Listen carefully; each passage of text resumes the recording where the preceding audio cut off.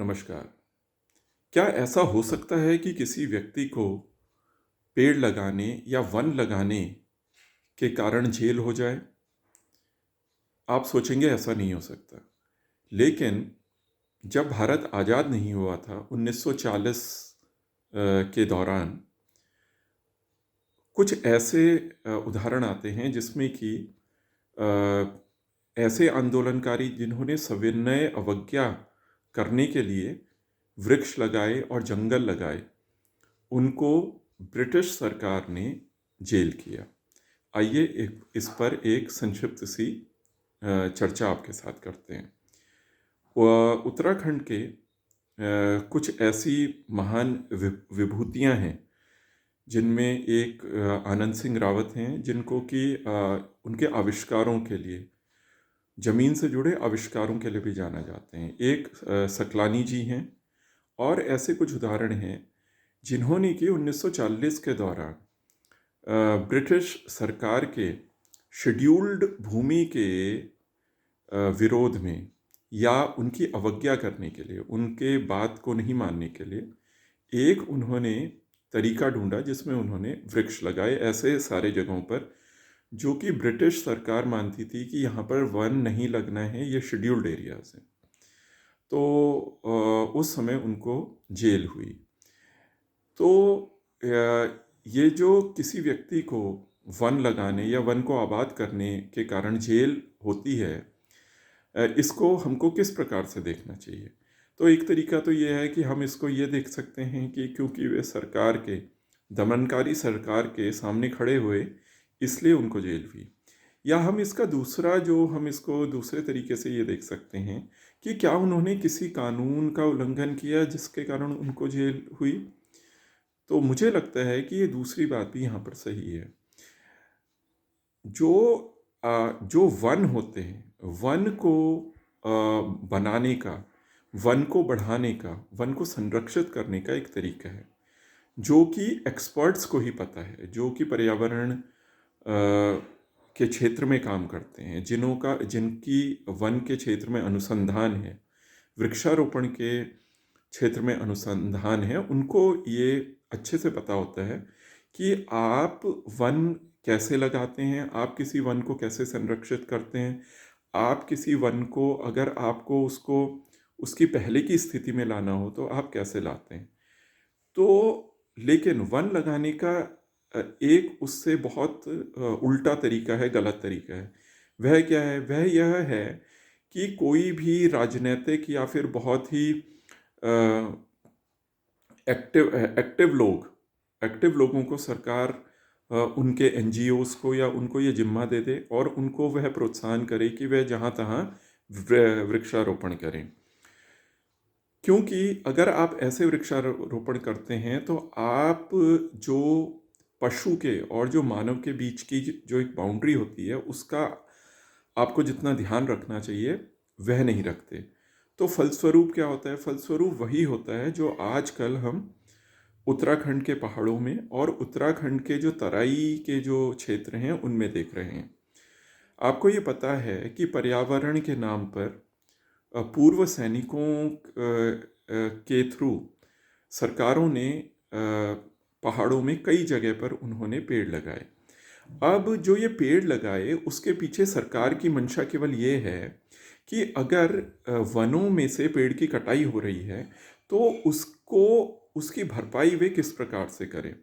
क्योंकि हम एक जुड़े हुए संसार में रहते हैं, तो हमारी सरकार भी इस चीज़ के लिए बाध्य है कि उसको अपना जो वन का जो वन का जो उसका कवर्ड एरिया है, जो उसका फॉरेस्ट का कवर्ड एरिया है, उसको उसने किसी भी हालत में 1% से अपनी पूरी लैंड के 1% कुछ प्रतिशत से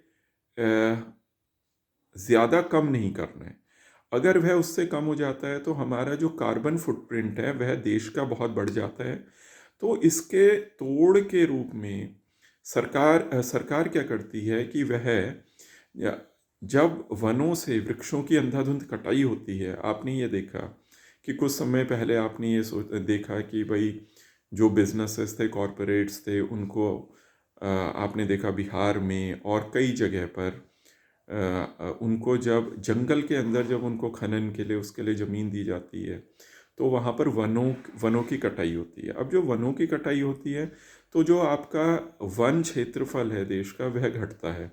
वन क्षेत्रफल घटने से सरकार के लिए एक स्थिति बनती है कि उसको कहीं दूसरी जगह वृक्षारोपण करना है। अब जब वह वृक्षारोपण करता है तो वह ऐसी जगह पर वृक्षारोपण कर देता है जहाँ पर कि पशु और मानव के टकराव की स्थिति बढ़ जाती है। जैसे आपने देखा कि पहाड़ के जितने भी ज़िले हैं वहाँ पर पहले जहाँ गांव से दूर कहीं वन शुरू होता था वहाँ पर आपने अब मतलब ट्री लाइन के नीचे भी आपने पेड़ वगैरह लगा दिए हैं। गांव की सीमा तक आपने वृक्षारोपण कर दिया है। अब ये जो जंगल हैं ये कई जगह चीड़ के हैं, बांज के हैं, देवदार के हैं, तो ये इतने घने हो जाते हैं कि जो गुलदार है, भालू है, उनके लिए एक ये छोटे जंगल बन जाते हैं और वे मानव सभ्यता के पास आ जाते हैं। तो इस तरीके का टकराव होने लगता है और फिर जान माल की भी हानि होती है। और देखिए इंसान का तो नुकसान हो सकता है, लेकिन क्योंकि इंसान एक अधिक मस्तिष्क क्षमता वाला एक जीव है, उसका जब टकराव किसी जानवर से होता है तो जानवर का ही नुकसान, पशु का ही नुकसान अधिक होता है। तो जितने भी कानून हैं, जितने भी ये वृक्षारोपण के जो नियम हैं, वे इस प्रकार से बने थे कि आपको पशु और मानव के टकराव से बचना है। अब आप ये देखिए पहाड़ों में देख लीजिए, भले ही वो आपका पौड़ी जिला हो, टिहरी हो और चमोली हो, रुद्रप्रयाग हो, पिथौरागढ़ हो, अल्मोड़ा हो, चंपावत हो, ये सारे जो जगह हैं यहाँ पर आपने गांव-गांव तक जंगल को कनेक्ट कर दिया है। तो अब पशु के आप तक पहुँचने की संभावना बढ़ गई है। अब पिछले बीते कुछ दिनों से ऋषिकेश के क्षेत्र में भी वन विभाग ऐसा अनाउंसमेंट कर रहा है कि यहाँ पर भी भालू सक्रिय है। अब ये भालू, वन विभाग का कहना है कि ये यहाँ पर कहाँ से आया उससे नहीं पता, लेकिन इसको आप सीधा ये समझ सकते हैं कि पशु का भी वे एक वन विभाग जो है वह एक जगह से दूसरी जगह स्थानांतरण कर रहा है।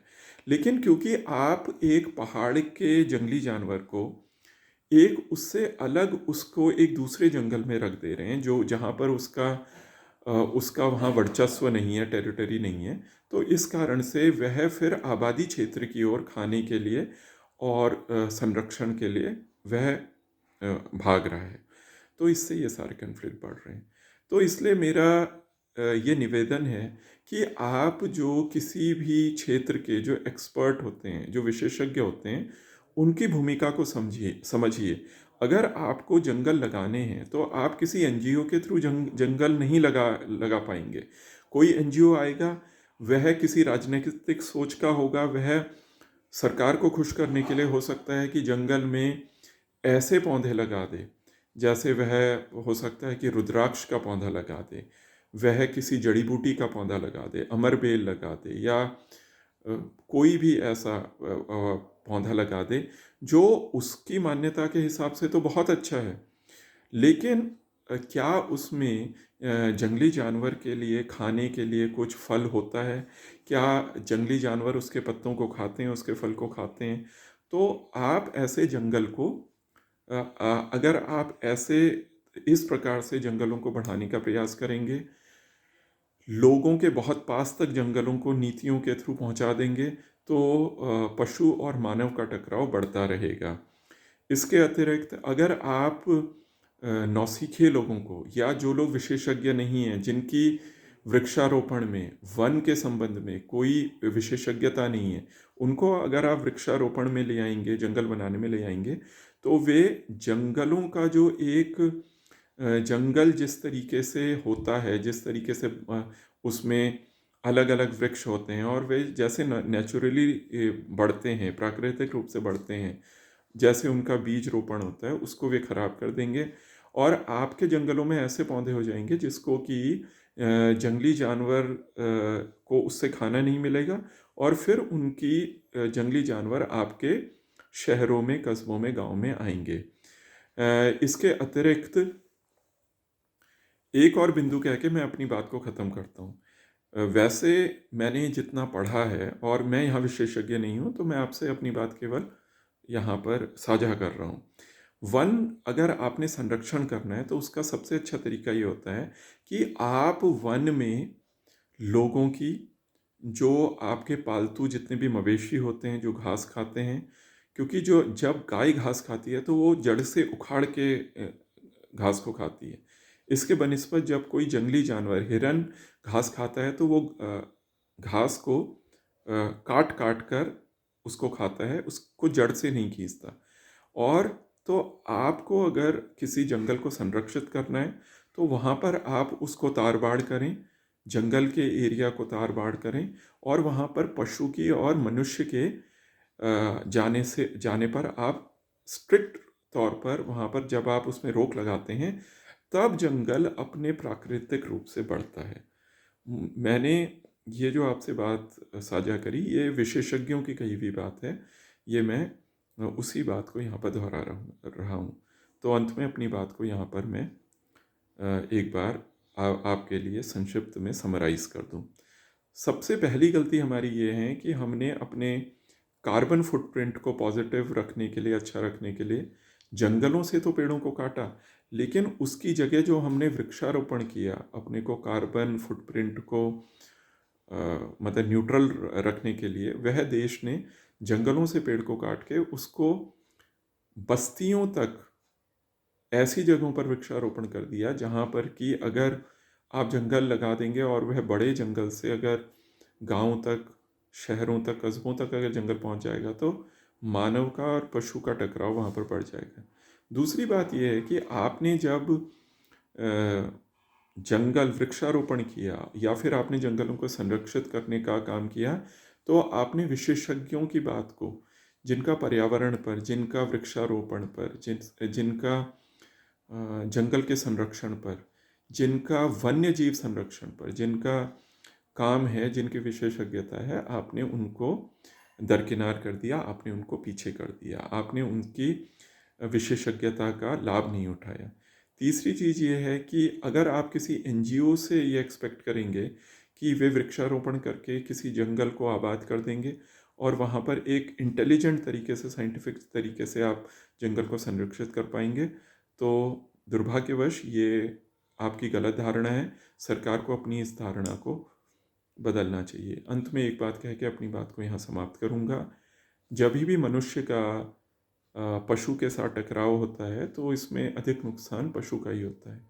और अगर आपको इस धरा को सुंदर रखना है, संरक्षित रखना है, आने वाले जो देश का भविष्य है उनके लिए एक साफ, स्वच्छ और एक सुंदर धरा को रखना है, पृथ्वी को रखना है, तो आपको वन्य जीवों के संरक्षण पर भी काम करना पड़ेगा और हर चीज़ को वैज्ञानिक तरीके से करना पड़ेगा।